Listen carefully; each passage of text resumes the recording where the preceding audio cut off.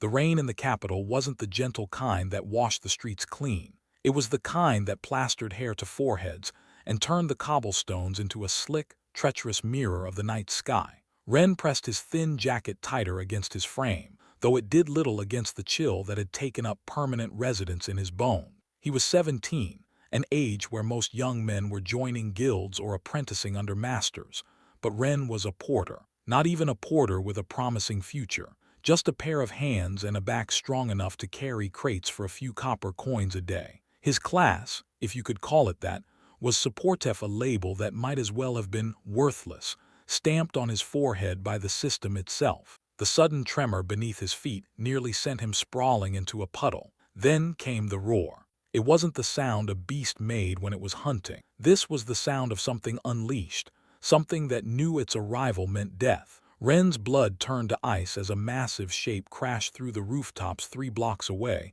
sending slate tiles showering into the streets like shrapnel. A drake, not the small, dog-sized variants that occasionally slipped through the dungeon gates.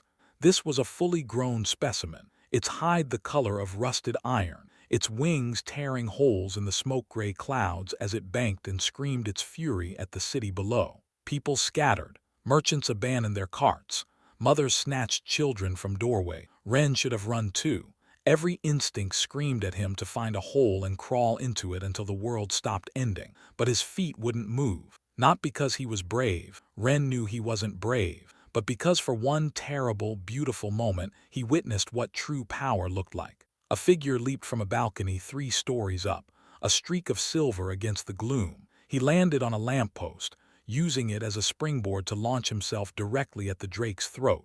The sword in his hands caught the light of a distant lightning strike and turned it into something holy. One slash, just one, and the drake's triumphant roar became a wet, choking gurgle. The beast crashed into the fountain in the central plaza, sending a wave of water washing over the cobblestone, and the figure landed atop its neck like a man stepping off a carriage. Swordsaint Artemis. Even from this distance, even through the rain, Ren could see him. The legendary hunter, the man who had soloed a demon lord and lived, the man who carried himself like the weight of the world was a comfortable coat on his shoulders. Ren's heart ached with something that felt like worship, followed immediately by the familiar, bitter tang of self-pity. Men like Artemis were forged from different metal. They were born with S-rank potential and SSS-rank destiny. Men like Ren were born to carry their luggage and die forgotten in a gutter somewhere. He needed to get home. Myra, his sister, would be waiting. Her cough had worsened this week, the wet, rattling kind that filled their tiny room with fear. The healer in the slums said she needed Dawn Lotus extract, a medicine that cost more than Ren could make in a month. He had tried the guild today, begged them for guard duty, for scut work, for anything that paid more than hauling fish crates. The guild master hadn't even looked up from his paper. Swordsaint, you'd be dead in 5 minutes. Next. The rain fell harder as Ren trudged through the alleyways, the distant commotion of the drake's corpse being claimed by guild members fatting behind him. His boots were soaked through. His last copper had gone to bread that morning. He didn't know what tomorrow looked like, only that it probably involved watching his sister die. Boy! The voice came from nowhere and everywhere at once. Ren spun, his heart slamming against his ribs. An old man stood in the mouth of the alley, half hidden by shadow and curtain of rain. He was unremarkable in every way, plain robes, white hair plastered to his scalp, eyes that seemed to reflect no light. And yet, Ren couldn't look away. "You've been watching the sky," the old man said. His voice was dry as parchment, but something moved beneath it, something ancient. "You saw the Swordsaint work, didn't you?" Ren nodded, not trusting his own voice. "Beautiful, isn't it? The way a single human can bend the world to their will." The old man shuffled closer and Ren caught a scent, faint, almost imperceptible beneath the rain and rot of the alley. Ozone, burnt steel, the exact same scent that had clung to Artemis's sword after that first, fatal slash. "What would you give to taste that power, boy? Just a taste." "I'd give anything," Ren heard himself say. The words came from somewhere deeper than logic, somewhere desperate and hungry and tired of being nothing. The old man smiled. It wasn't a pleasant expression. He reached into his robes and produced a book, small, battered, its edges chipped like someone had tried to destroy it and failed. He held it out on his palm. "1 copper, that's all I ask." Ren stared at the book. It looked like garbage. The kind of thing you'd use to prop up a wobbly table, but his hand moved on its own, fishing the last copper from his pocket, the one meant for bread, and pressing it into the old man's wrinkled palm. The moment the coin changed hands, the book grew warm, too warm. Ren tried to drop it, but his fingers wouldn't open. Light erupted from the pages, blinding white, searing itself into his vision as the book dissolved like sugar in water, flowing into his skin, his blood, his very soul. The world went silent, even the rain seemed to pause. Then, blazing across his vision, in letters of fire, "You have acquired the unique passive skill, Mirror of the Origin. You may select one skill to analyze and permanently copy." Ren gasped. He fell to his knees in the mud, his entire body trembling. Skills. He had a skill. He, Supportef Nobody Ren, had a skill. A unique skill. His mind raced, skipping ahead to all the possibilities. He could learn to fight, he could join a party, he could make real money, he could save Myra. "I'll need that back someday, boy." Ren looked up. The old man was gone. The alley stretched empty in both directions, rain falling on rain, falling on rain. But the scent remained. That impossible, familiar scent of ozone and burnt steel. The exact scent that clung to Artemis's legendary blade. Ren's blood turned cold for an entirely different reason now. The old man had smelled like the Swordsaint, like he'd been standing right next to him, like he'd been the one to forge that sword or teach that technique, or... A crash of thunder shook the sky, and Ren realized he was alone in the dark with a power he didn't understand and a debt he hadn't agreed to. He looked down at his hand. They were still just a porter's hand, but somewhere inside them, sleeping like a dragon in the deep, something ancient had just opened its eyes. The next morning, Ren found himself standing in the shadows of the public training grounds, his heart pounding so hard he was certain someone would hear it. Artemis was here. The man himself, moving through a sparring session with 3 of his disciples at once, his blade a blur of impossible angles and liquid grace. Ren watched, transfixed, as the Swordsaint dispatched all 3 in under a minute without even breathing hard. Mirror of the Origin. The skill pulsed in his chest like a second heartbeat. He focused on Artemis's feet, just his feet, the way they shifted, the way weight transferred from heel to toe, the micro-adjustments that let him flow around attacks like water around stone. Ren's vision tunneled. The world faded. There was only the movement, the pattern, the truth of it. Analysis complete. You have copied Artemis's footwork, LV1. Ren nearly shouted with joy. He felt it, actually felt the knowledge settling into his muscles, his tendons, his bones. He knew how to move now. Not perfectly, not at Artemis's level, but better than he ever had. He slipped out of the training grounds before anyone noticed him, his feet carrying him home on clouds. For one glorious hour, Ren was happy. He practiced in his tiny room, careful not to wake Myra, sliding across the floorboards with a grace he'd never possessed. This was it. This was the turning point. Tomorrow he would find work, real work, and everything would change. But when he finally stopped, when the adrenaline faded and his body remembered it was just an F-rank porter, the pain began.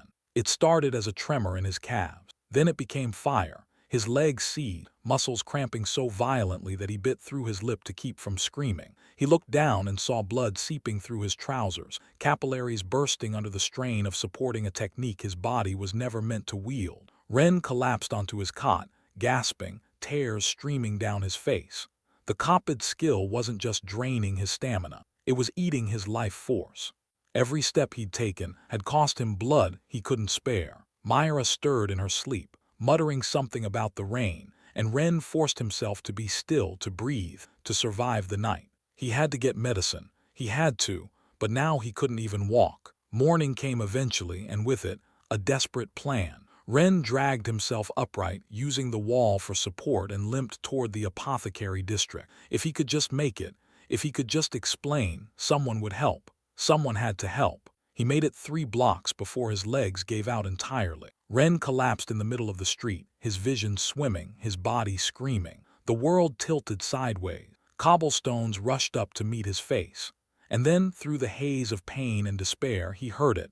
The clatter of hooves, the creak of expensive wheels, the sound of a carriage stopping right beside him. A shadow fell across his face. "Move aside," a voice said, cold, precise. the voice of a man accustomed to obedience. "Let me see him." Ren tried to speak, tried to explain, but his tongue was thick and useless. A booted foot entered his field of vision, then a hand, gloved, elegant, far too clean, grabbed his chin and turned his head from side to side. The man examining him wore the uniform of the Royal Knights. His eyes were the color of winter steel. "That footwork," the man murmured almost to himself. The way he fell, the micro-adjustments in his ankles. His gaze sharpened, locking onto Ren's with the intensity of a hawk spotting prey. Only one school teaches that particular weight transfer, the Swordsaint school. Ren's heart stopped. "Who are you, thief?" The word thief hung in the air like a guillotine blade. Ren wanted to protest, to explain, to do anything but lie here in the mud with this terrifying man's grip on his chin. But his body had betrayed him completely. His lips moved, but only a strangled gasp escaped. The cold-eyed man studied him for a long moment, then did something unexpected. He smiled. It wasn't a warm expression, more like a surgeon appreciating a particularly interesting tumor. "Don't bother denying it. I can see the mana burns on your legs.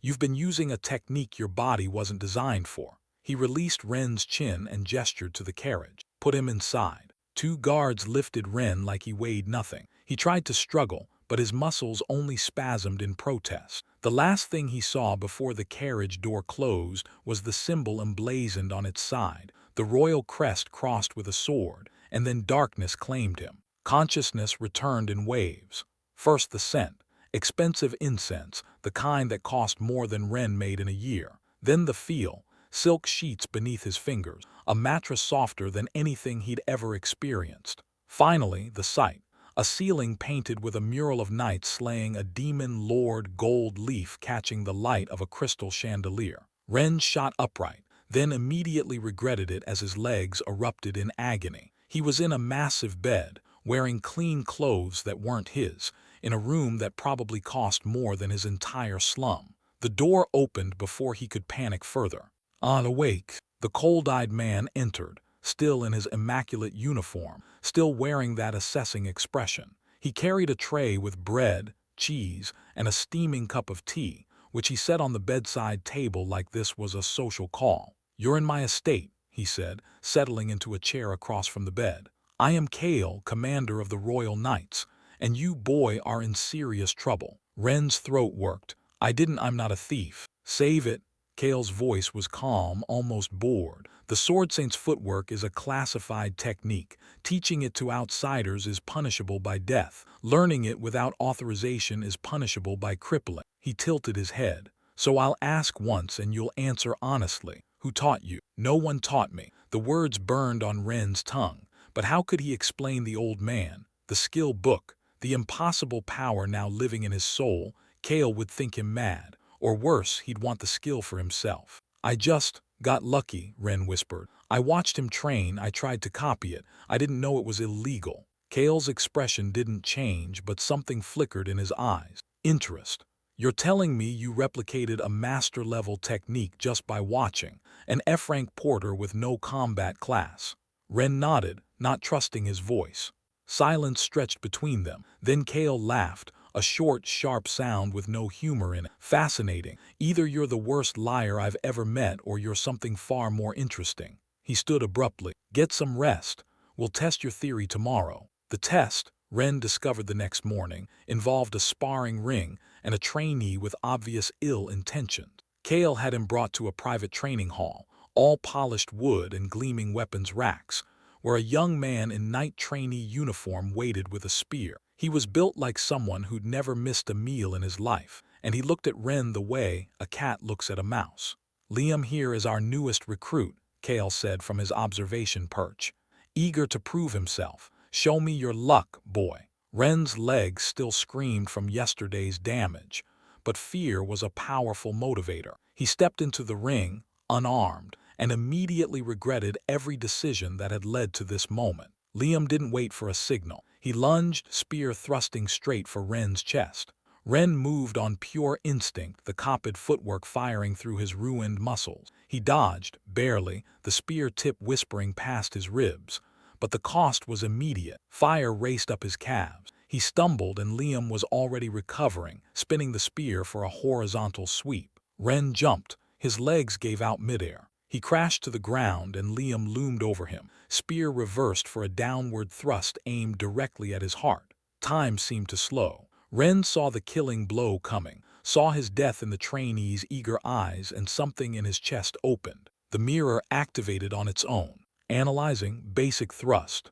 Copy successful. Ren's hand moved. Not fast, he was too broken for fast, but precisely. His fingers closed around the spear shaft an inch from his heart, stopping it cold. Liam's eyes went wide. He tried to pull back, but Ren held on with a grip that shouldn't have been possible for an F-rank porter.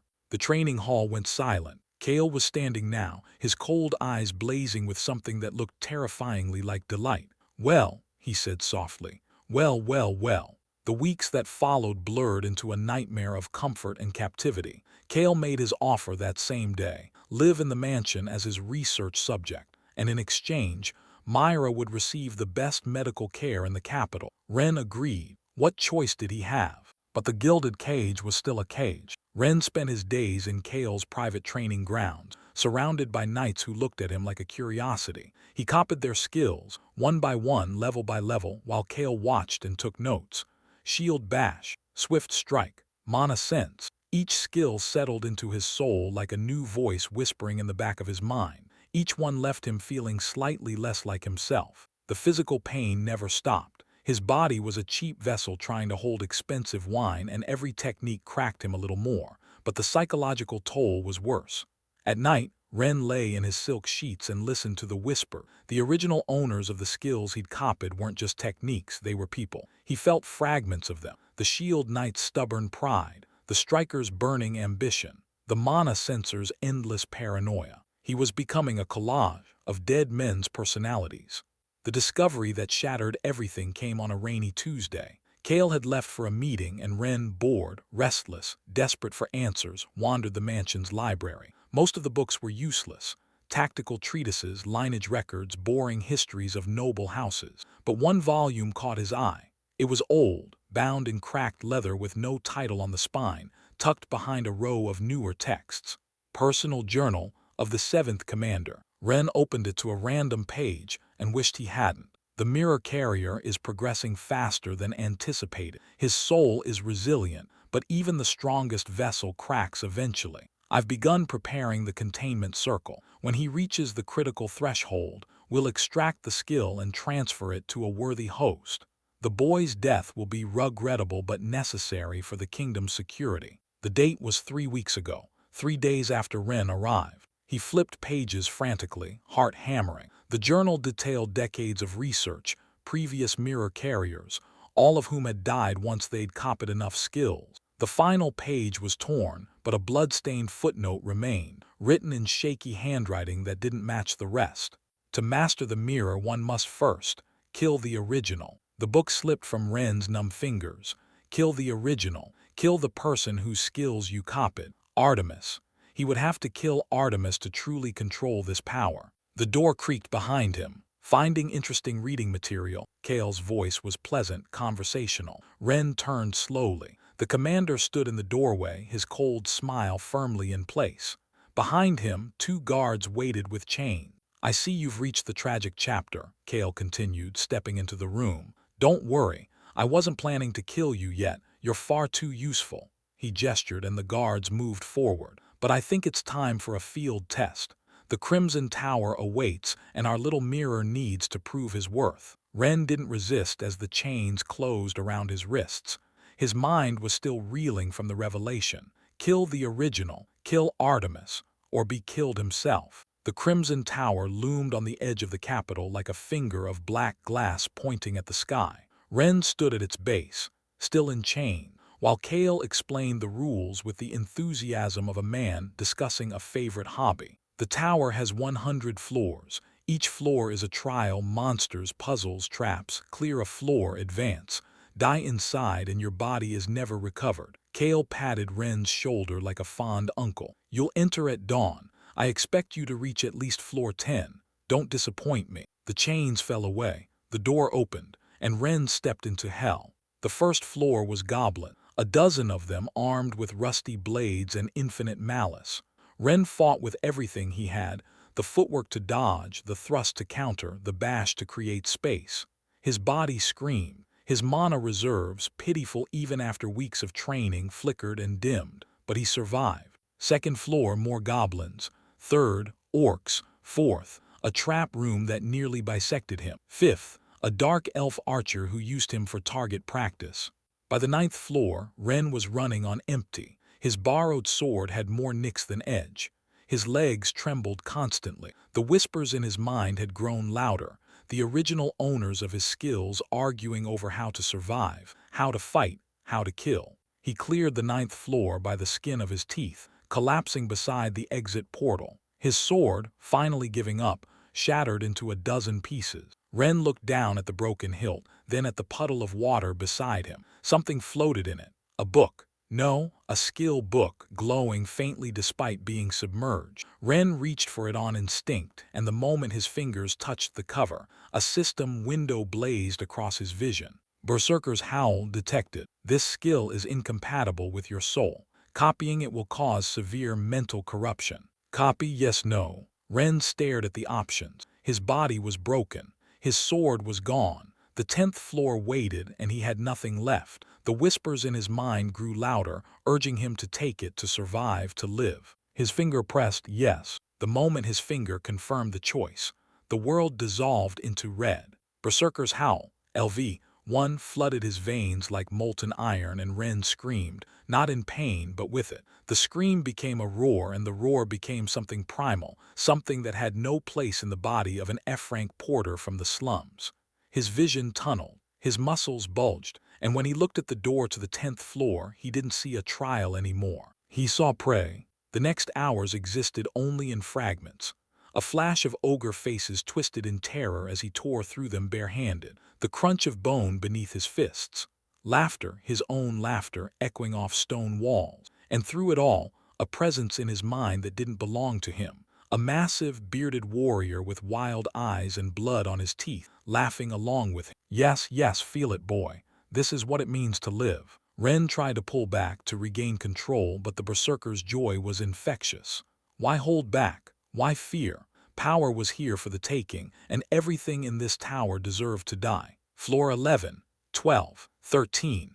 Each one fell to a boy who no longer remembered his own name. By floor 15, Ren stood ankle-deep in the remains of a hobgoblin war party, panting, grinning, his borrowed clothes hanging in tatters.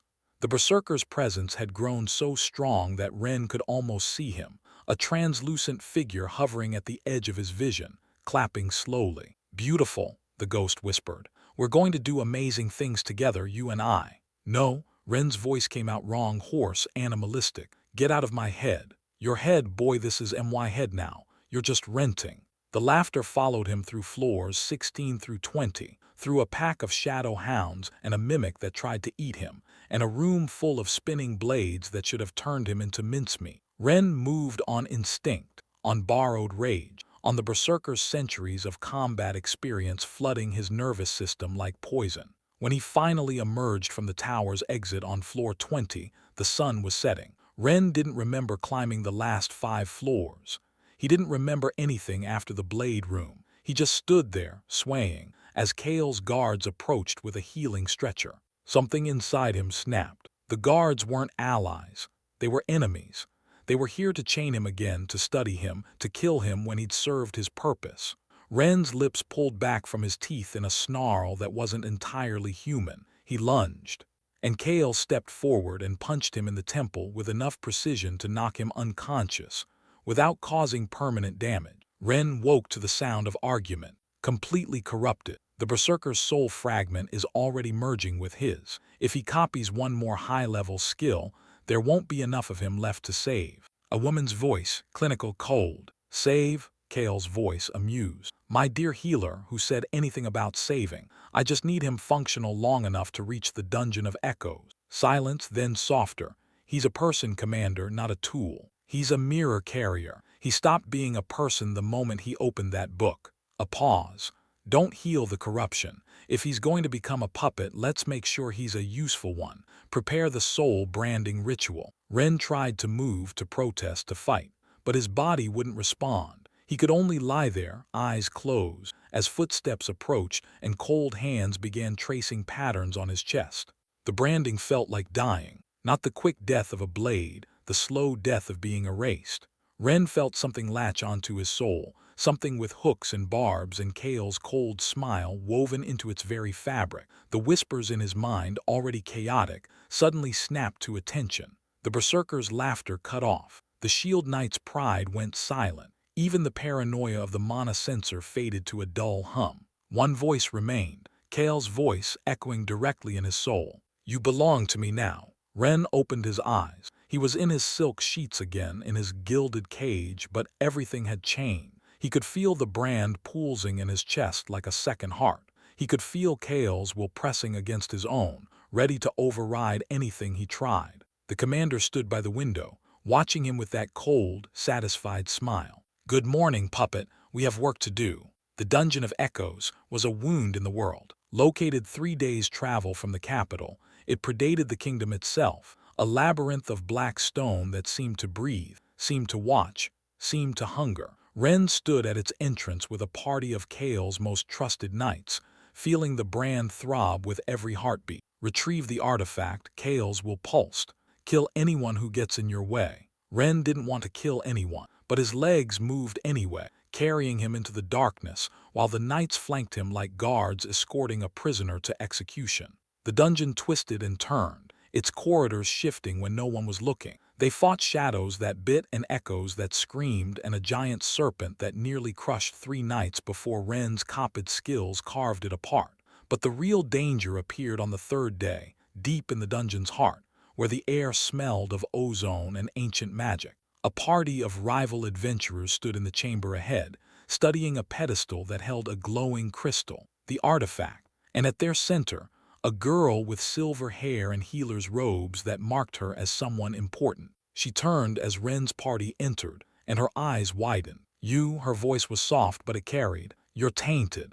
The knights moved to attack, but Ren's brand flared, forcing him forward. He raised his sword against his will, against everything he was, and pointed it at the girl's heart. "I'm sorry," he heard himself say. "I can't control." "I know," the girl didn't flinch. "I can see it, the soul brand, the skill fragments eating you alive." She took a step closer, ignoring her party's protests. "My name is Sira. I'm a healer from the Ethel Academy, and I think I can help you." "Kill her," the brand demanded. "Kill her now." Ren's sword arm trembled, sweat beaded on his forehead. You have to run, I can't hold it back." "I'm not running." Sira's voice was steady as stone. "But I need your help too. That artifact on the pedestal, it's not a treasure, it's a seal. If Kale gets it, he'll unleash something that will destroy this entire kingdom." She held out her hand. "Help me destroy it, and I'll help you break the brand." Choice, real choice. Ren hadn't felt one of those in weeks. But before he could answer, the ground shook. The pedestal cracked, and from the shadows behind it, something massive began to rise. A golem of living stone, 30 feet tall, its eyes blazing with the light of forgotten gods. And stepping out of the darkness to face it, sword already in motion, was a figure Ren knew better than his own reflection. Artemis.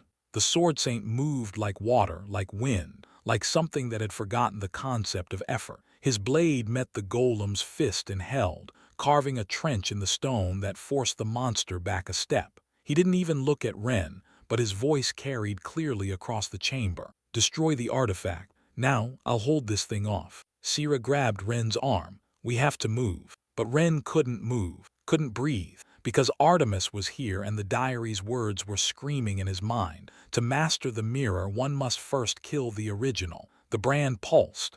The whispers screamed, and somewhere deep in his soul, the berserker started laughing again. "Looks like dinner's here, boy." The golem's fist crashed down where Artemis had been standing a heartbeat before. The Swordsaint flowed around the attack like smoke, his blade leaving glowing trails in the air that etched shallow wounds in the monster's stone hide. He was buying them time. Ren could see it in every measured movement, every calculated retreat. Artemis was fighting defensively, herding the golem away from the pedestal, giving them a window. But Ren couldn't move. The brand burned, the whispers screamed, and Artemis was right there, so close, so vulnerable if Ren just...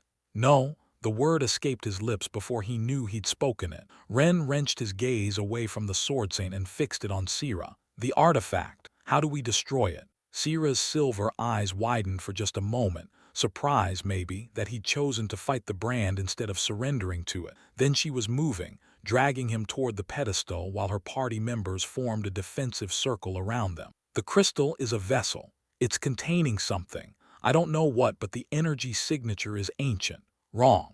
We need to crack it open and let whatever's inside dissipate. Won't that release it? Release what? We don't even know what's in there. Sira's voice was taut with urgency. But I know what Kale will do with it. He'll use it. He'll weaponize it. Whatever's in that crystal, it's safer free than in his hands.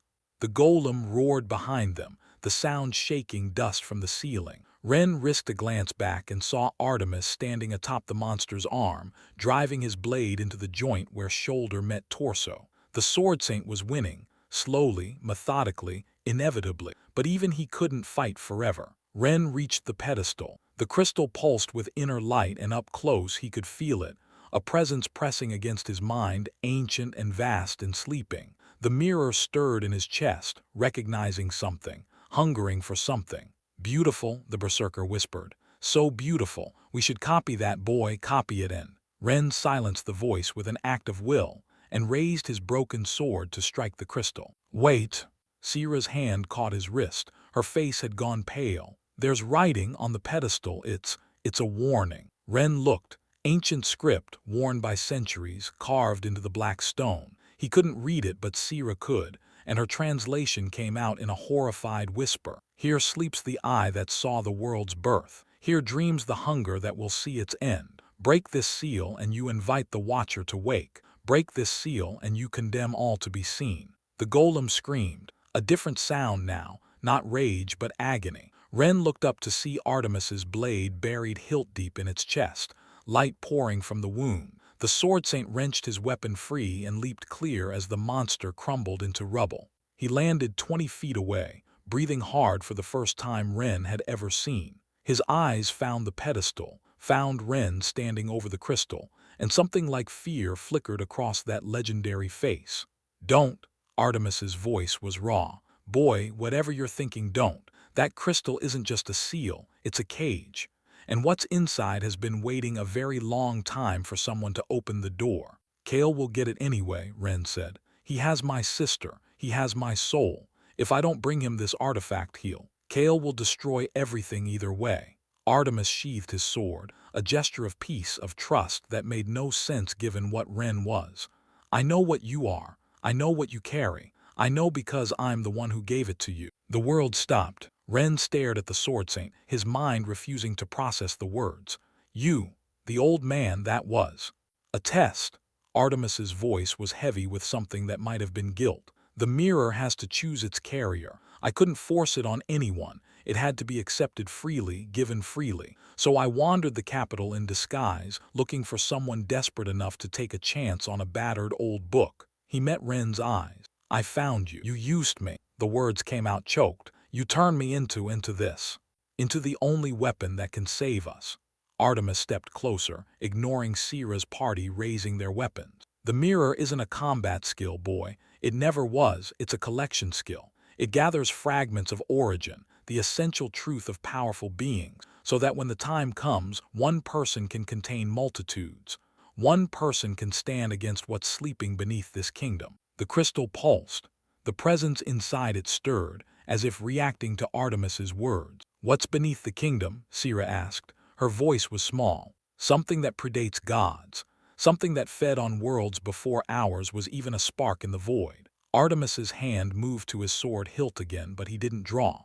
The primordial eye, the watcher at the beginning. It's been sleeping for eons, sealed by the combined sacrifice of 100 heroes who gave their origins, their very souls, to create the mirror and pass it down through generations, waiting for someone strong enough to use it. Ren's blood ran cold. You want me to copy the most powerful beings in existence, to contain them, to become a vessel vast enough to hold the eye's attention while we reseal it.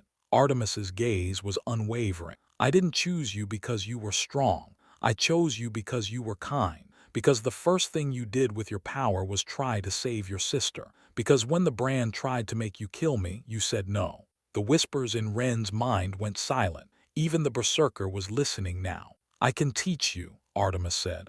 I can give you my origin willingly so it doesn't corrupt you. And maybe with that, you'll have the strength to do what needs to be done. Kill the original. The diary's words echoed. To master the mirror, one must first kill the original. But Artemis was offering something different. Something Ren hadn't considered. Willing transfer. Giving the origin instead of having it taken. I don't want to kill you, Ren whispered. I know, Artemis smiled. A real smile, warm and tired and sad. That's why I'm asking you to let me give you something instead. He drew his sword, but instead of pointing it at Ren, he laid it flat across his palms and held it out.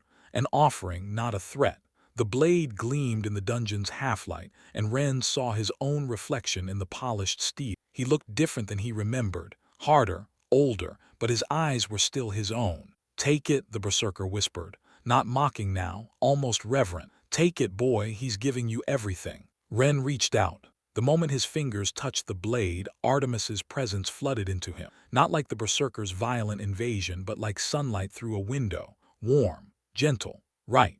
Ren felt the Swordsaint's life unfold behind his eyes. The childhood poverty, the desperate training, the lonely climb to the top. He felt Artemis's loves and losses, his victories and regrets, his hopes for a world he might not live to see. Copying Starlight Slash. Copying Swordsaint's resolve. Copying origin transfer. Copy successful. Ren gasped as the power settled into him. Real power, earned power, power that didn't burn because it had been given. For the first time since the alley, his body didn't reject the skill. For the first time in weeks, the whispers harmonized instead of fought.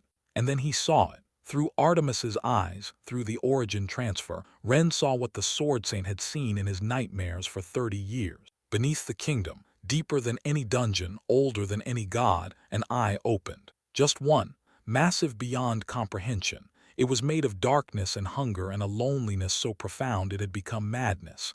It floated in an endless void, chained by light that was slowly, inevitably failing. And as Ren watched, that eye turned. It looked up. Through miles of stone, through centuries of seals, through the fragile barrier that held it at bay.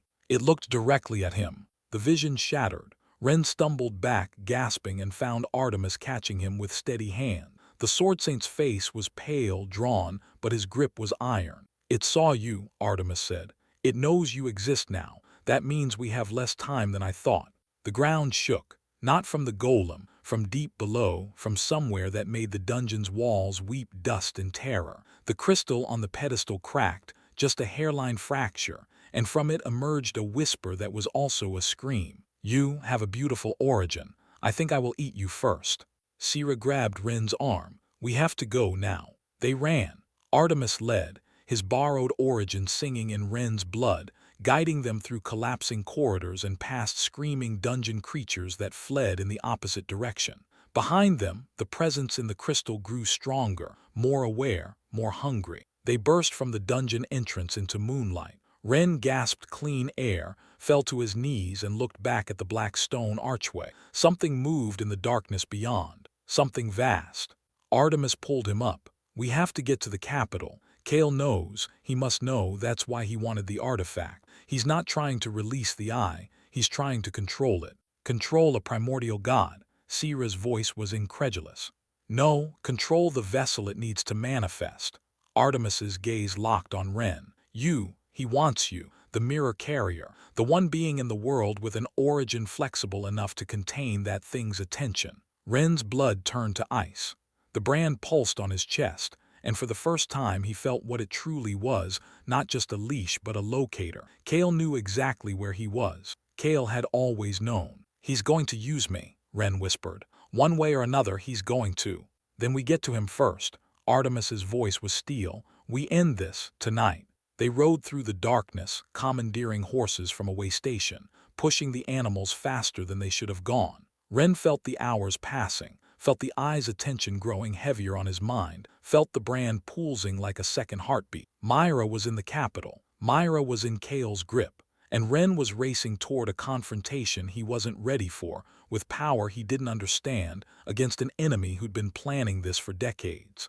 Dawn broke over the capital as they reached the gates, but something was wrong. The guards were doubled, tripled, banners hung at half-mast, and as they rode through the streets, Ren heard the whispers.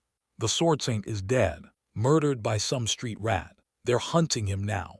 The commanders declared a manhunt. Ren reined in his horse, staring at the wanted posters being nailed to every wall. His face stared back at him. Below it, in letters large enough to read from across the square, WANTED for regicide, murder of the SWORDSAINT, kill ON sight. Artemis, riding beside him, went very still. He moved faster than I expected, framed you for my death before I even returned. But you're alive, Ren said. You're right here, we can just... No, Artemis's voice was heavy. If I reveal myself now, Kale will claim I'm an imposter, a shapeshifter. He's already laid the groundwork. The moment I step into the light, I become a liar or a corpse. He turned to Ren. You have to go alone, find your sister, find the truth. I'll draw their attention, give you cover. Artemis, boy, the Swordsaint's hand gripped his shoulder. I didn't give you my origin so you could watch me die. I gave it to you so you could live. Now go. Ren went. He slipped through alleys, used every copied skill to avoid patrols, moved like the shadow he'd become. The slums hadn't changed. Still poor, still desperate, still home. He reached Myra's door and pushed it open, heart pounding, ready to grab her and run. The room was empty. Her bed was cold. Her medicine sat untouched. But on her pillow, a letter waited, folded carefully and sealed with wax that bore no crest. Ren's hands shook as he opened it. Ren, I'm sorry, I'm so sorry. I was supposed to be better than this. I was supposed to help you. Kale has your sister. He's holding her in the cathedral at the city's heart. The old one, the one built on the sealed ground. He's using her as leverage, as fuel, as a battery for the ritual. He's going to use the primordial seed to ascend, to become a god, and he needs the eye's attention to do it. He needs you to draw its gaze. I know you have no reason to trust me. I betrayed you. I led you to Artemis. I triggered the brand. But I'm writing this because I'm a coward who couldn't say it to your face. Kale has my family too. He's had them from the start. Every choice I made because I thought I could save them. I was wrong. I can't save anyone, but maybe you can. The cathedral, tonight. He'll be expecting you. He wants you there. But I'm leaving this letter because I have to believe that you're stronger than his plans. Forgive me, or don't, just save her. Zira. Ren read the letter twice, 3 times. The words burned into his brain, and with them came a strange, unwanted understanding. Sira wasn't a villain. She was just another victim, another tool, another person Kale had broken and remade into something useful. Just like Ren, he crumbled the letter and something in his chest settled. Not calm. Calm was for people who had choices. This was deeper than calm. This was certain. He would go to the cathedral. He would face Kale. He would save Myra or die trying. The door creaked behind him. Ren turned. The captain of the royal guard stood in the doorway, sword drawn, his face carved from stone. Behind him, a dozen knights blocked the alley. The captain's eyes flicked to the wanted poster on the wall, then back to Ren. Swordsaint killer. His voice was gravel and grief. You will pay for your crimes. Ren looked at his own hand, the hands that had carried crates, that had held a dying Swordsaint's origin, that had chosen mercy when the brand demanded murder. He looked at the captain, at the knights, at the city that had never given him a single thing except a sister worth dying for. I didn't kill him, Ren said quietly, but I'm done explaining myself to people who have already decided I'm a monster. He moved. Not to attack, never to attack. Ren flowed around the captain's first swing, used the footwork that had once nearly killed him, felt Artemis's origin guide his feet and the berserker's rage sharpen his reflexes and every copied skill sing in harmony. He didn't draw his sword. He just moved, a ghost through the squad, leaving bewildered knights grabbing at air. The captain spun, and for a moment their eyes met.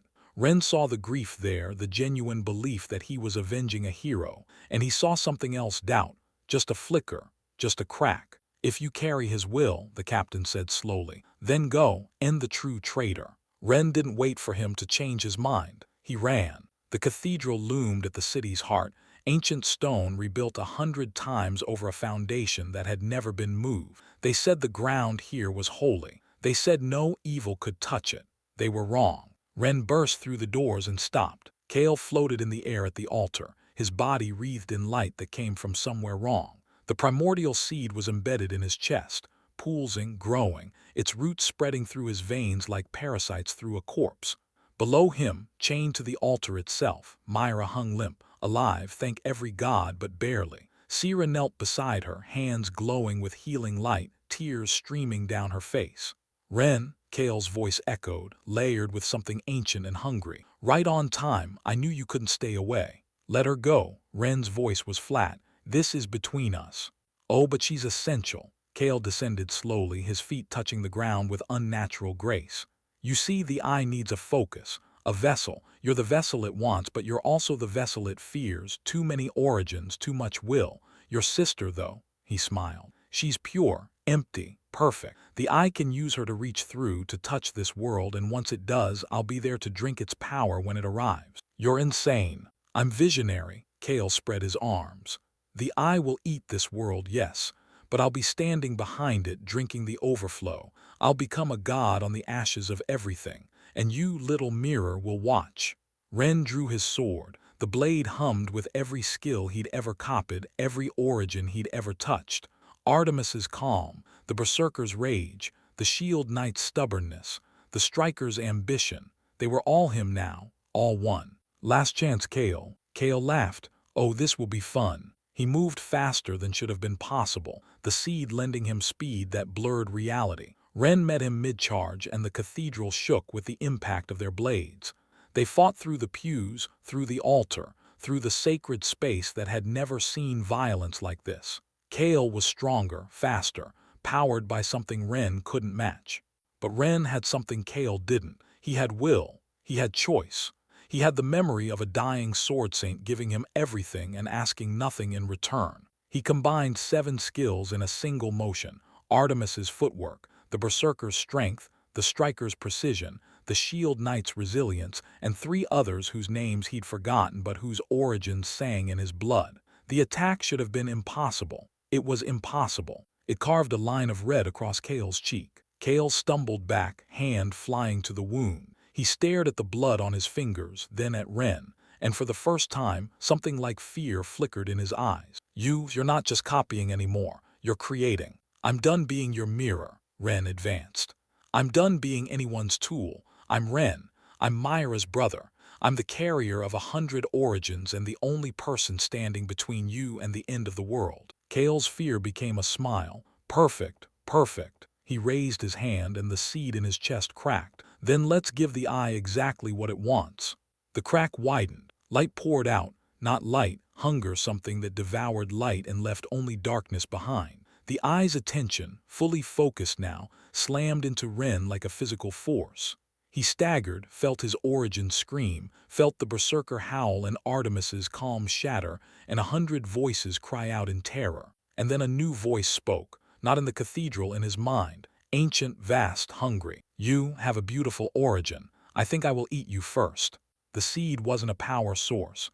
It was a prison, and the prisoner was finally free. The words echoed in Ren's skull like a bell tolling the end of the world. The light pouring from Kale's chest wasn't light at all. It was awareness, a consciousness so vast that Ren's mind couldn't fully process it. He caught glimpses, galaxies being born and dying in the space between heartbeats, worlds crumbling to dust beneath eyelids that never blinked, a loneliness so profound it had become a hunger that could never be satisfied. Kale screamed, not in triumph, in agony. The seed in his chest was no longer a source of power. It was a parasite, and it was eating him from the inside out.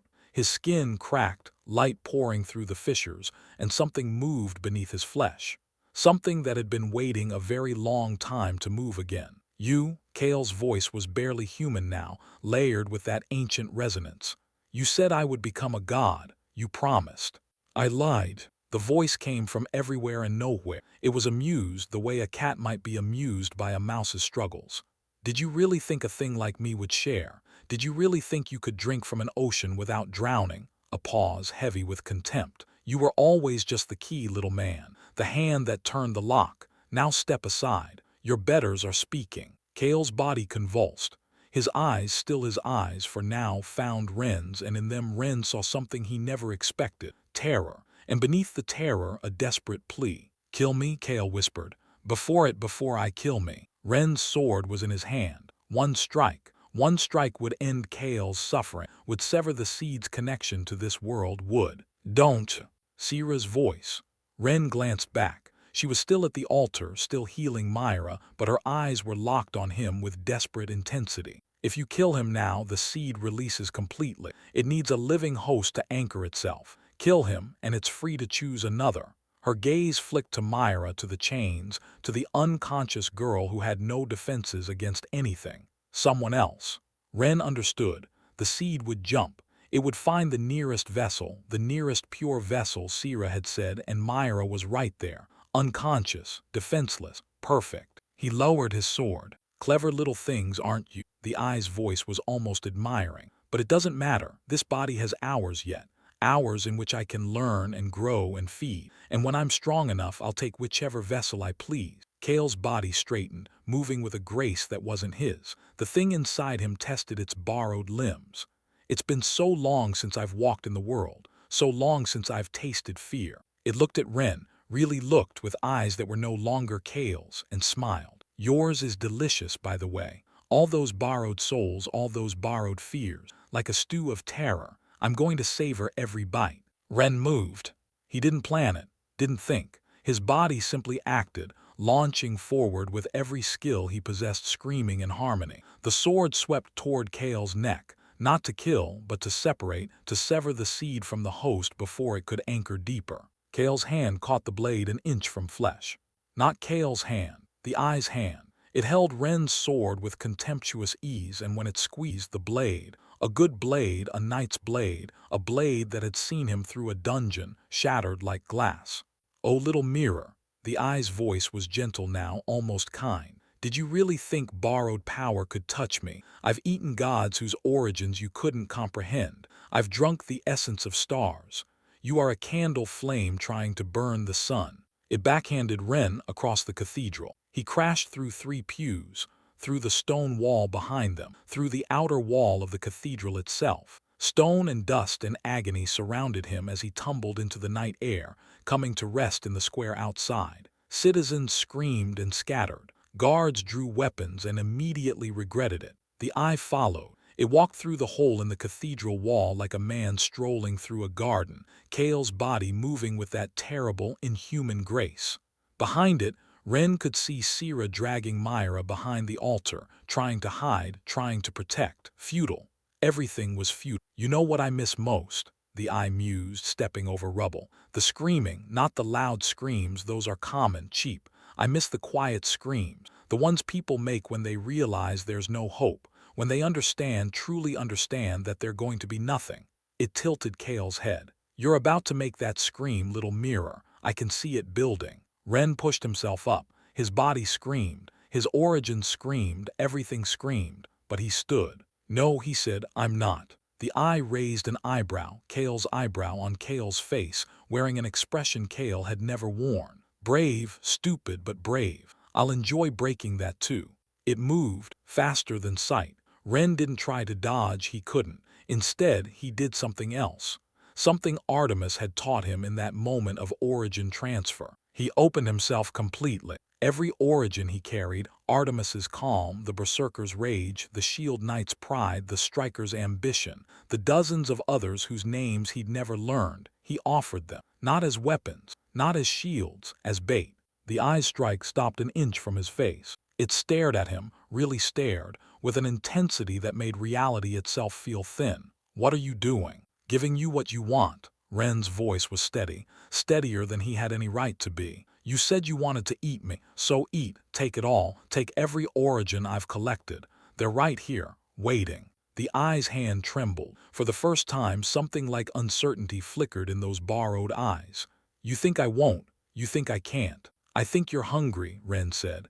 "I think you've been hungry for a very long time, and I think if you take me, if you swallow all these origins at once—" He smiled, and it wasn't a nice smile. "I think you'll choke." Silence stretched between them. The square was empty now. Guards and citizens alike fled to whatever shelter they could find. Somewhere behind him, Ren heard Sira whispering prayers to gods who weren't listening. Somewhere deeper, Myra stirred, unaware of what was happening. The eye laughed, not a cruel laugh, not a triumphant laugh, an admiring laugh. You'd sacrifice yourself, all those souls, all those origins, just to make me uncomfortable for a few moments.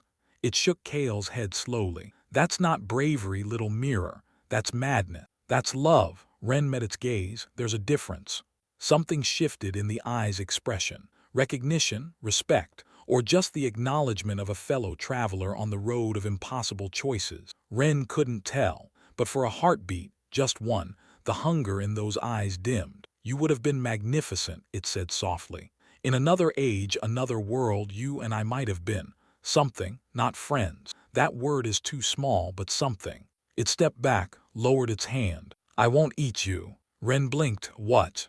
Not today, not like this. The eye smiled, and it was almost gentle. You've given me something I haven't had in eons, curiosity. I want to see what you become. I want to watch you grow and struggle and fight against a world that will never understand you. I want to see if you break, or if you bend, or if you somehow, against all odds, transcend. Kale's body turned, facing the cathedral, facing the seed still pulsing in its chest.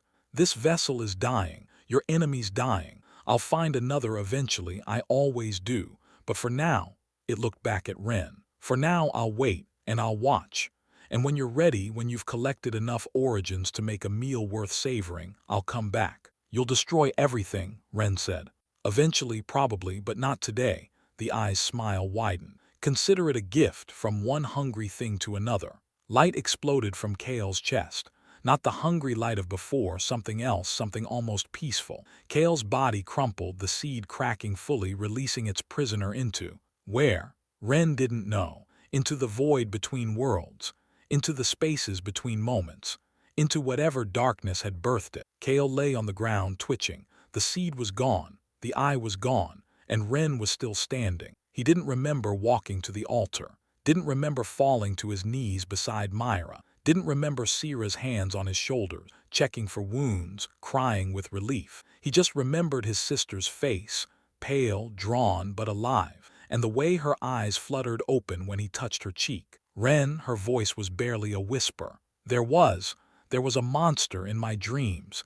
It said it was going to eat. It's gone, Ren's voice cracked. It's gone, Myra, you're safe. She believed him. That was the incredible part. She looked at her brother, her useless, F-rank nobody brother, and she believed him completely. She closed her eyes and slept, and Ren held her and tried not to shake apart. Behind him, Sira spoke quietly. The seed's energy is dissipating. Whatever that thing was, it's not here anymore. But Ren, it said it would come back, when you're ready. I know. What are you going to do? Ren looked at his sister, at the cathedral ruin, at the body of Kale, still breathing, still alive, being approached cautiously by guards who had no idea what had just happened, at the city that had never given him anything except pain and loss and a single, impossible chance.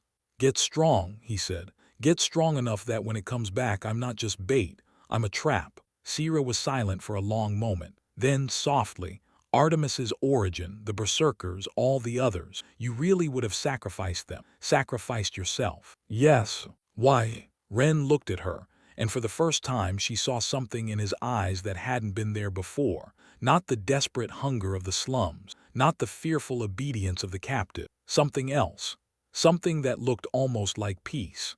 Because that's what you do for the people you love, he said. You become the thing that stands between them and the dark, even if the dark is bigger than you, even if you can't win. He glanced at Kale's prone form. Even if they don't deserve it. Sira's eyes glistened. I don't deserve your forgiveness. I betrayed you. I led you right to him. No, Ren shook his head. You were a victim too, we all were. The only difference between us and Kale is that when we had a choice, we chose wrong and then tried to make it right. He paused. That counts, it has to count. Dawn broke over the capital. True dawn this time, not the false light of the eye's presence. It painted the ruins gold and pink, made the broken cathedral look almost beautiful, turned the square into a place of possibility instead of destruction. Guards approached cautiously. Behind them, Ren saw the captain from the alley, his expression no longer murderous, just confused, searching for answers. Behind him, citizens emerged from hiding, staring at the wreckage, at Kale's body, at the two young people huddled around an unconscious girl. "The Swordsaint," someone whispered. "Where's the Swordsaint?" Ren felt Artemis's origin stir in his chest, felt the old man's calm, his wisdom, his patience, and he understood what he had to do. He stood, still holding Myra, and faced the crowd. "Artemis is dead," he said quietly. "Kale killed him, but before he died he gave me something, his legacy, his will, his origin." He met the captain's eyes. "I didn't murder your hero. I carry him with me, every moment, every breath, and I'll spend the rest of my life trying to be worthy of that gift." Silence, then slowly the captain sheathed his sword. "The Swordsaint was the best of us," he said. "If he chose you, if he gave you what you carry," he bowed his head, "then I'll give you the same chance I'd give him. Prove it, prove you're worthy." Ren nodded. He looked at Myra, sleeping peacefully in his arms. He looked at Sierra, tear-streaked but hopeful. He looked at the ruins, at the dawn, at the city that had never wanted him. And somewhere in the spaces between worlds, something ancient and hungry watched and waited and smiled. "Grow fast, little mirror," the eye whispered, so faintly that Ren almost thought he imagined it. "I'm patient, but even patience has its limits." Ren held his sister tighter and walked toward the dawn. Volume 2, The Weight of Origins. 3 months had passed since the night the eye awakened. The capital had changed. Not in obvious ways. The markets still bustled, the guards still patrolled, the nobles still schemed in their gilded mansion. But beneath the surface, something had shifted. People looked at the sky more often. They jumped at sudden shadows. They whispered prayers to gods they'd forgotten they believed in. And in a small apartment above a healer's clinic, Ren stood at a window and watched the city struggle to pretend everything was normal. "You're brooding again." Sierra's voice came from behind him, soft with familiarity. Ren didn't turn. "I'm thinking. There's a difference. You've been thinking for 3 hours. Myra's asking for you." That got his attention. Ren turned from the window and Sierra's breath caught despite herself. 3 months of proper food, proper training, proper rest had transformed him. The gaunt porter's frame had filled with lean muscle. The haunted look in his eyes had settled into something sharper, more focused. He looked like what he was now, a vessel carrying more power than most knights accumulated in a lifetime. But the weight in his gaze, that hadn't changed.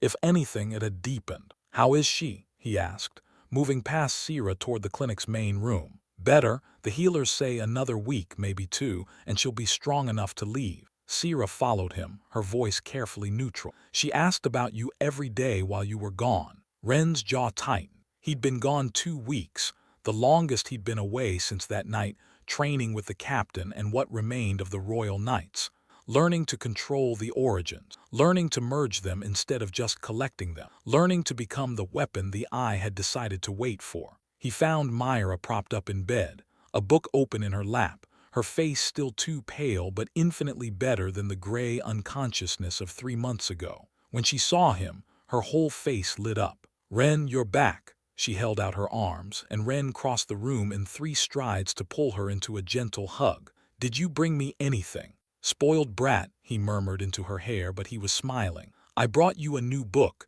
treatise on theoretical monoconstructs. Very dry, very boring." Myra made a face. "You're the worst." "I know." For a moment everything was almost normal. Then Myra's eyes found the window, found the sky, found the particular shade of gray that meant clouds or something else, and her smile faltered. "Ren," her voice was smaller now, "is it still watching?" He didn't pretend not to understand. "I don't know, I can feel it sometimes, at night, in the spaces between thoughts." He squeezed her hand. "But it hasn't come back, it's waiting." "For what?" "For me to be ready." The words stuck in his throat. "I don't know that either, but whatever it's waiting for, we'll be ready too. I promise." Myra looked at him with the absolute faith of a younger sister who had never once doubted him. "I know." Sierra appeared in the doorway, her expression troubled. "Ren, the captain's here. He says it's urgent." Ren kissed Myra's forehead and stood. "Rest, I'll be back." The captain waited in the clinic's small reception area, his armor polished, his face carved from the same stone as always. But Ren had learned to read the subtle tells, the tension in his shoulders, the way his hand kept drifting to his sword hilt. Something was very wrong. "We found something," the captain said without preamble. "In the dungeon of echoes, deeper than anyone's ever gone. You need to see it." "Can it wait?" "No," the captain's eyes met his. "It's about the eye, about where it came from, about what it's done before." Ren felt the origin stir in his chest, Artemis's calm, the berserker's eagerness, a dozen others waking to the possibility of danger. "Show me." The dungeon of echoes had changed. Where before it had been dark and cold and ancient, now it pulsed. Faint light flickered from walls that shouldn't have been able to produce light. Whispers echoed from corridors that should have been empty. And deep in its newly revealed depths, something waited. Ren followed the captain and a squad of elite knights through passages that hadn't existed 3 months ago. They descended for hours, past floors Ren had never reached, past monsters that fled at their approach instead of attacking. The dungeon was afraid of something, or preparing for something. Finally, they reached a chamber that stole Ren's breath. It was massive, cathedral vast but natural, carved by forces older than civilization, and on its walls painting, not the crude scrawls of primitive peoples but detailed, impossible murals that seemed to move when viewed from the corner of the eye.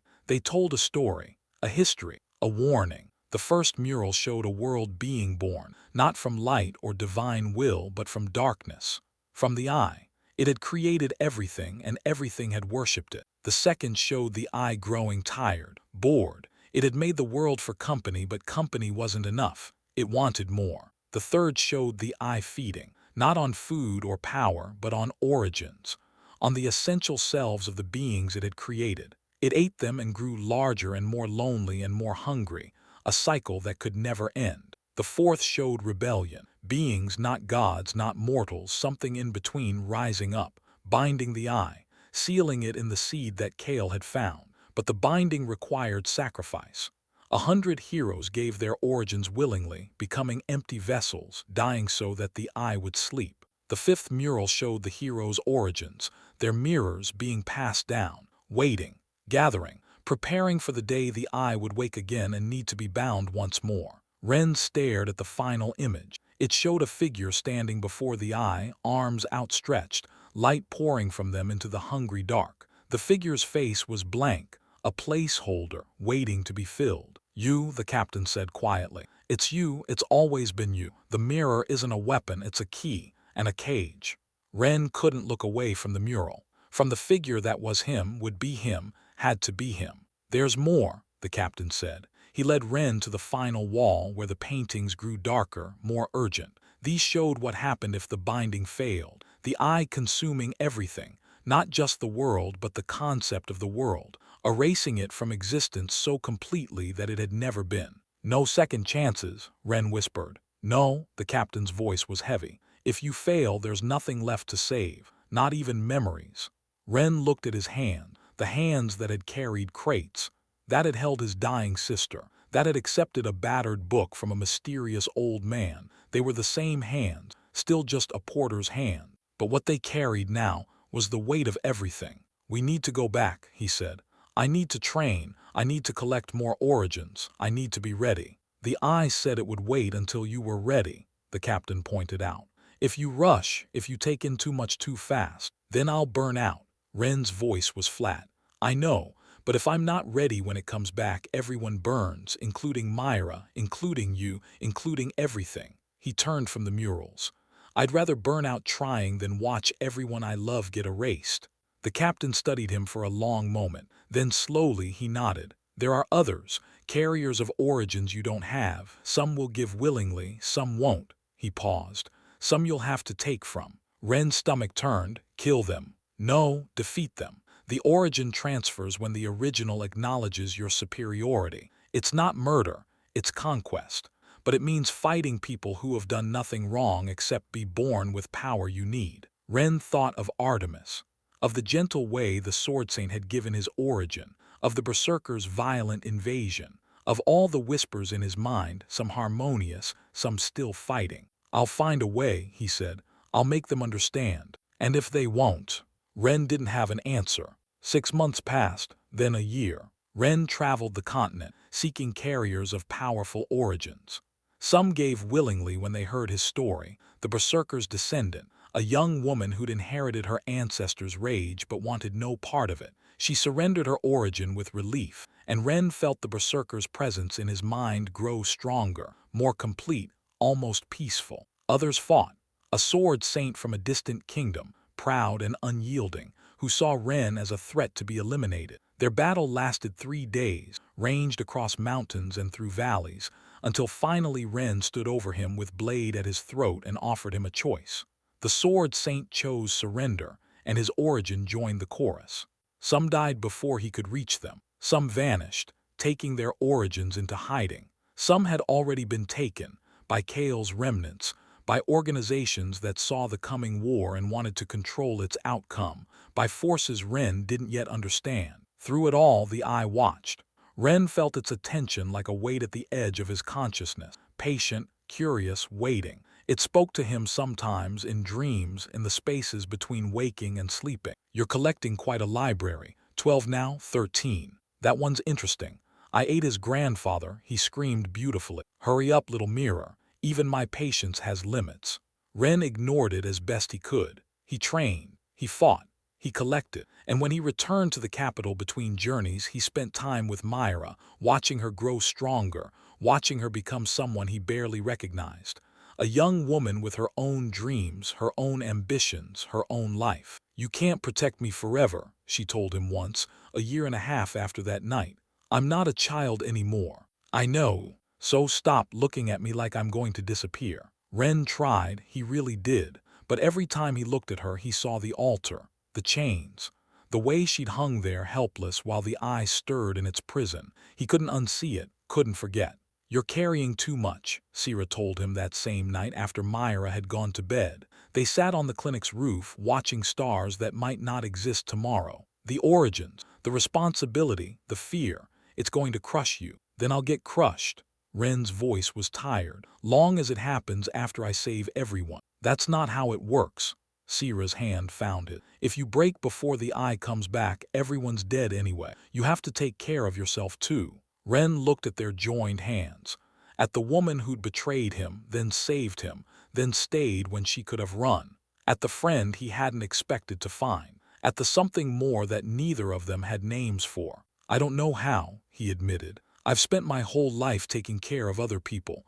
I don't know how to take care of me." "Then let me help." Sierra's voice was soft. "That's what people do for each other. They help carry the weight." Something in Ren's chest loosened. Just a little, just enough. "Okay," he said. "Okay."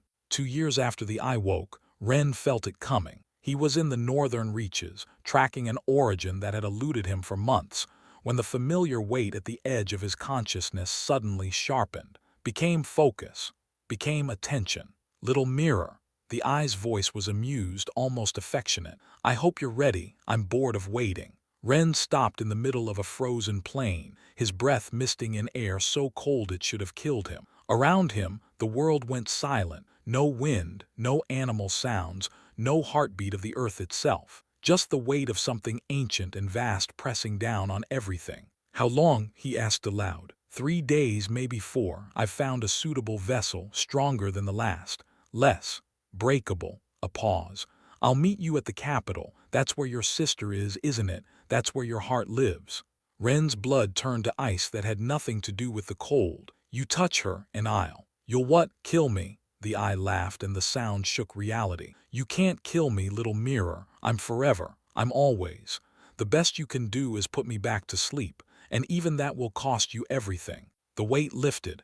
The wind returned. The world breathed again. Ren stood alone in the frozen north, 3 days from the capital, with the weight of 2 years of preparation and 27 origins pressing against his soul. He started running. The capital burned. Ren saw the smoke from 20 miles away, a column of darkness rising against a sky that had gone wrong, too dark, too light, too present. The Eye was here. It had arrived early. It had broken its promise. He pushed faster, the origins lending him speed that blurred the world, that cracked the ground beneath his feet, that burned through his reserves like fire through dry grass. He didn't care. Myra was there. Sierra was there. Everyone was there. He reached the gates to find them shattered. Guards lay unconscious but alive. The eye was playing, toying, enjoying itself. Ren followed the path of destruction through the city, past ruined buildings and terrified citizens, toward the cathedral, toward where it had all begun. The square in front of the cathedral was packed with people. Not soldiers, people. Citizens, nobles, children, all standing frozen, all staring at the figure floating above the altar. It wore a body Ren didn't recognize. Some warrior, some champion, someone who'd thought they could contain the eye and had been so terribly wrong. And at the figure's feet, bound in chains of shadow, Myra knelt with Sira beside her. Ah, the eye's voice rolled across the square like thunder. He arrives. Finally, I was beginning to think you'd abandoned them. Ren stepped into the square and the crowd parted like water before him. 27 origins sang in his blood. Artemis's calm, the berserker's rage. 100 others merged into something that was almost maybe, perhaps enough. I'm here, he said. Let them go. Let them go, the eye laughed. Little mirror, I went to all this trouble to bring them here, to make sure you'd come, to make sure you'd fight. It descended slowly, landing on the cobblestones with a casual grace that was somehow more terrifying than violence. I've waited 2 years for this. 2 years of watching you grow, collect, prepare. Do you know how long that is for me? A blink, a breath, but I wanted to give you a chance. A chance to what? To surprise me. The eye's smile was terrible and beautiful. To show me something I haven't seen before, to make this interesting. It spread its arms. So show me. Show me what 27 origins can do. Show me why I should let these ants keep crawling on this rock instead of eating them all. Ren looked at Myra, at Sira, at the city behind them, full of people who had never done anything except try to live, at the world that had given him nothing except a sister worth dying for. He drew his sword. I'll show you, he said quietly.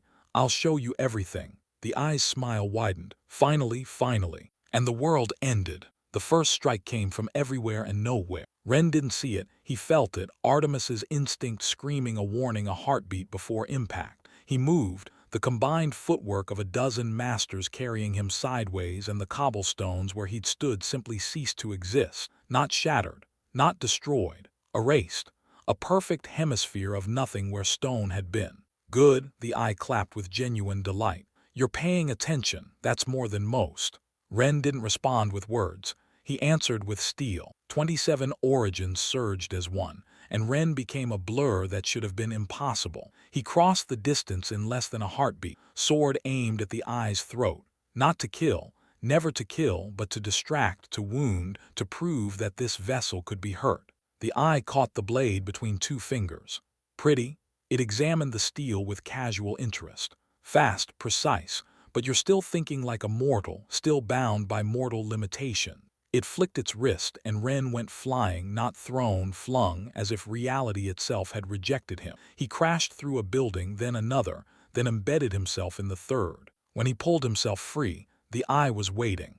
27 origins, it mused, circling him slowly. Artemis I recognize, the berserker obviously, that shield knight from the northern marches, the striker from the eastern school, and others older ones I've eaten before.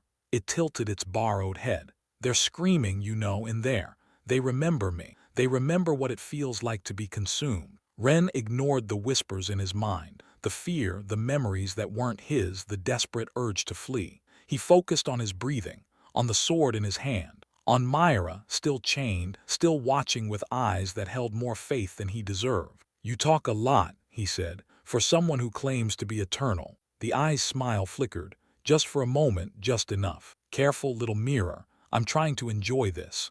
Then enjoy this. Ren moved again, but differently this time. Not fast, unpredictable. He shifted between origins mid-stride, changing his weight, his speed, his existence with every step. Artemis's precision became the berserker's madness, became the striker's focus, became a dozen others. Each one a lie, each one a truth, each one impossible to track. The eye's expression shifted. Interest became something sharper, something almost like respect. It raised a hand, and reality bent. Ren felt the attack coming, felt it in the way the air curdled, in the way light bent around the eye's fingers, in the way his origins screamed warnings that arrived too late. He twisted, dodged, survived by inches, and felt the edge of that erasing touch graze his shoulder. He looked down. His arm was still there, still attached, But for one terrifying second, he'd felt nothing where that patch of skin should be, felt the memory of having a shoulder replaced by absence. "You're fast," the eye admitted, "faster than I expected, but speed doesn't matter against someone who can unmake the space you're standing in." It raised its hand again. "Let me show you." The square vanished. Not the people. The eye was careful to leave them, to let them watch, to make sure Ren saw their terror. But the ground beneath them, the buildings around them, the concept of the square itself began to dissolve. Cobblestones became dust, became nothing. Walls became memories, became absence.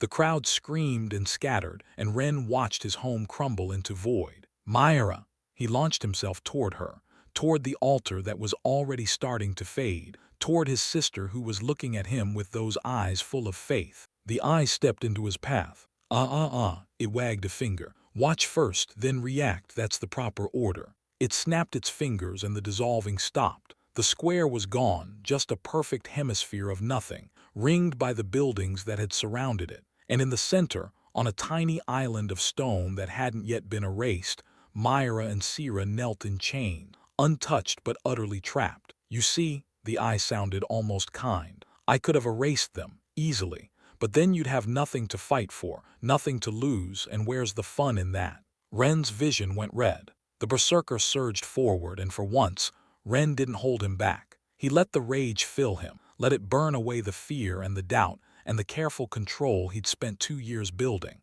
He became fury given form, became the thing that had torn through the Crimson Tower, became the monster that monsters feared. He hit the eye like a comet. Their collision shattered what remained of the cathedral's facade. They crashed through stone and memory and into the space beyond, where the eye had remade reality into something that served its purposes. Ren didn't care. He punched, kicked, bit, clawed, used every origin, every skill, every desperate instinct to hurt the thing wearing a human face. The eye laughed. It laughed and laughed and laughed, even as Ren's blows landed, even as the borrowed vessel cracked and bled, even as something that might have been pain flickered across its ancient features. "Yes, yes, this is what I wanted, this is what I missed." It caught Ren's fist mid-swing and held it, impossibly strong, impossibly calm. "But you're still holding back, still afraid of what you'll become if you let go completely." "I'm not afraid of anything." Ren's voice was a snarl. "Liar." The eye's smile was gentle now, almost sad. "You're terrified, not of me, of yourself, of what happens if you stop being the good brother, the noble hero, the selfless sacrifice. You think if you let the berserker take control, you'll lose yourself forever. You think if you use all 27 origins at once, you'll shatter into pieces that can never be put back together." It released his fist and stepped back, opening its arms in invitation. "So here's my offer, little mirror. Let go. Stop fighting yourself. Become what you were always meant to be, not a vessel but a fusion. Merge the origins completely. Become something new. Something that might possibly, maybe, be strong enough to bind me again." Ren stared at the impossible offer from an impossible enemy. "Why would you help me?" "Because I'm bored." The eye's voice cracked with something that might have been anguish. "I've existed since before existence. I've eaten worlds and drunk stars and watched civilizations rise and fall like mayflies. Do you know what that does to you? It makes you desperate for anything new, anything surprising, anything that reminds you what it felt like to feel." It gestured at the chaos around them, the erasing void, the terrified city, the two girls trapped on an island of stone. This is entertainment, a game. If you win, I go back to sleep for another few thousand years. If I win, I eat this world and move on to the next. Either way, I feel something for the first time in eons." Its eyes met Ren. "So give me a show, little mirror. Give me something worth waiting for." Ren looked at Myra, at Sira, at the city he'd grown up in, the people he'd never really known, the world that had never given him anything except a reason to fight. Then he closed his eyes. Inside him, 27 origins waited. They'd spent 2 years learning to coexist, to harmonize, to work together without destroying their shared vessel. But they'd never truly merged, never become one. Because Ren had been afraid of losing himself, of becoming something that wasn't him anymore, of looking in the mirror and not recognizing the face looking back. But the eye was right. Holding back meant losing, meant watching everyone die while he protected a self that wouldn't exist without them. Finally, Artemis's voice whispered. "I was wondering when you'd figure it out." "Took you long enough," the berserker growled, but there was warmth in it. Approval. "Now let's show this overgrown eyeball what real rage looks like." "We're with you," a dozen others murmured. "All of us, always." Ren opened his eyes. And the world changed. Light poured from him, not the hungry light of the eye, but something warmer, something that felt like dawn after endless night. 27 origins flowed together, merged, became one. Not a collection of borrowed souls anymore. Something new, something that had never existed before. Something that looked at the eye and smiled. "Okay," Ren said quietly, "let's finish this." He moved. The eye met him mid-charge, and their collision didn't just shatter reality, it rewrote it. They fought through dimensions that shouldn't exist, through moments that hadn't happened yet, through possibilities that died at their birth. Ren was everywhere and nowhere, a million versions of himself fighting a million versions of the eye, each battle a thread in a tapestry too vast to comprehend. And slowly, impossibly, he started winning. The eye felt it first, a shift in the balance, a weight tipping. Its eternal patience flickered into something that looked almost like alarm. "What, you're not just merging them, you're transcending. That's not possible, that's—" "You said you wanted to be surprised." Ren's voice came from everywhere. "Consider this a surprise." He pressed the attack and the eye retreated. For the first time in its eternal existence, it retreated. Not from fear, it was too old for fear, but from something stranger. Wonder. Awe. The realization that it had finally, after eons of searching, found something it couldn't predict. "Beautiful," it whispered, even as Ren's blows landed. "You're beautiful."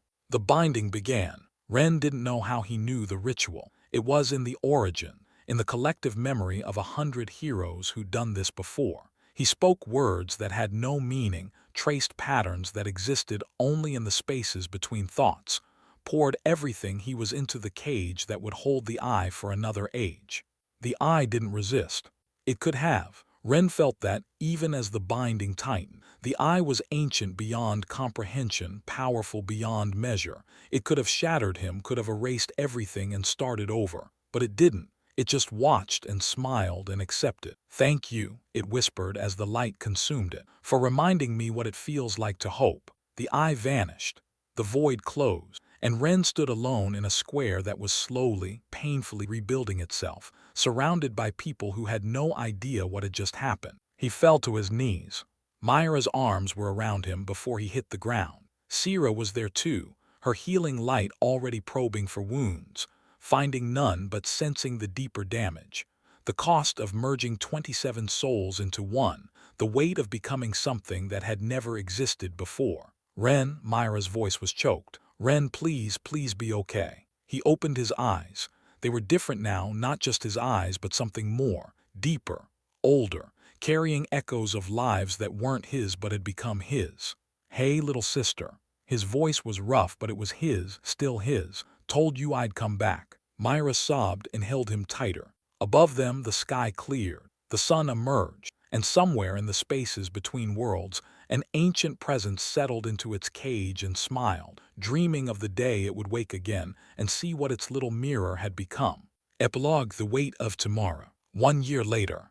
The capital had rebuilt. The cathedral rose again, newer and stronger than before, its foundations blessed by a dozen priests who didn't understand what truly lay beneath them. The square where reality had ended was now a garden, filled with flowers that bloomed in colors no one had seen before. Gifts, perhaps, from the battle that had reshaped the world. Ren sat on a bench in that garden, watching children play, where void had once consumed everything. "You're brooding again." Sierra settled beside him, her healer's robes exchanged for something softer. She'd stopped running 2 years ago, stopped apologizing, stopped being anything except what she'd always been, the person who saw him clearly and stayed anyway. "Thinking," he corrected. "There's a difference." "There really isn't." She leaned against his shoulder. "Myra's accepted into the academy, full scholarship. They say she's got more natural talent than anyone they've seen in decades." "I know. She told me 10 times this morning. She's proud, wants you to be proud too." "I am." Ren's voice softened. "I always have been." They sat in comfortable silence, watching the children play. Normal children, living normal lives, completely unaware of how close they'd come to ending. That was the gift of survival, the ability to forget. "Do you feel it?" Sierra asked quietly. Still, Ren didn't pretend to misunderstand. "Every day. It's not watching anymore, the binding's too strong for that, but it's aware, waiting, patient." He paused. "Sometimes I think it's not even angry about being bound. I think it's grateful for the company, for the attention." "That's a terrifying thought." "That's the eye." Ren smiled slightly. "It's been alone longer than anything should be alone. I almost understand why it does what it does. Almost."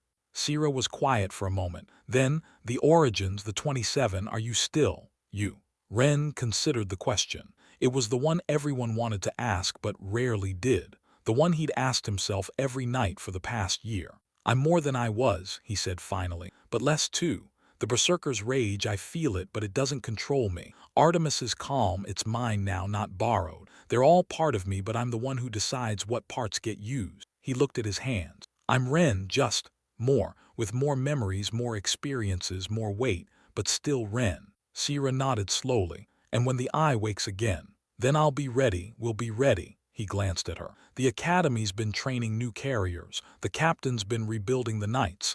Even the nobles are finally taking this seriously." A pause. "And I've been collecting. 37 now, maybe 40 by the time it wakes." "You're going to burn out." "Maybe," Ren shrugged. "But not today.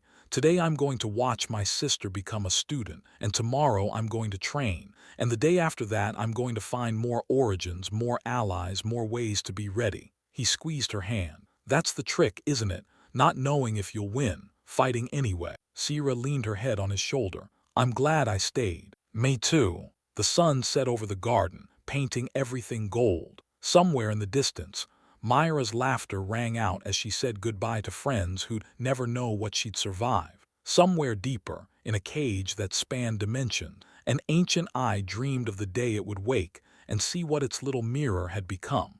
But that was tomorrow's problem. Today, Ren sat in a garden with someone who loved him, watching children play in the light of a sun that still shone. And for the first time in longer than he could remember, he let himself simply be. The weight of origins settled comfortably in his chest.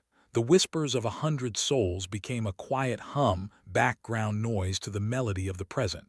And somewhere in the spaces between, Artemis smiled. "Good job, boy." The whisper came, so faint it might have been imagination. "Good job." Ren closed his eyes and breathed. The end. Until the eye wakes again.